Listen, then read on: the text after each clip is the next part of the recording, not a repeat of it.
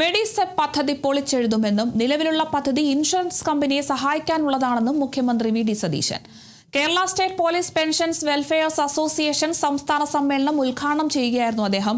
സർക്കാർ ജീവനക്കാരും പെൻഷൻകാരും ഇൻഷുറൻസ് കമ്പനിക്ക് വിഹിതം കൊടുക്കാൻ വേണ്ടിയുള്ള പദ്ധതിയാണിത്. ചികിത്സ നൽകുന്നത് തോന്നുന്ന പോലെയാണെന്നും മുഖ്യമന്ത്രി പറഞ്ഞു. ഞാൻ ആ ഇൻഷുറൻസ് പദ്ധതി പൊളിച്ചെഴുതും.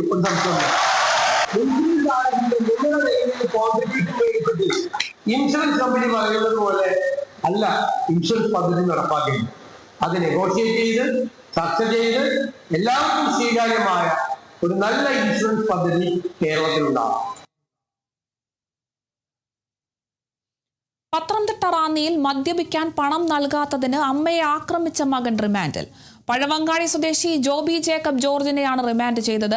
ഞായറാഴ്ചയാണ് കേസിനാസ്പദമായ സംഭവം. അമ്മയെ പശുത്തൊഴുത്തിൽ നിന്നും വലിച്ചു പുറത്തിടുകയും തല ഭിത്തിയിലിടിപ്പിക്കുകയുമായിരുന്നു.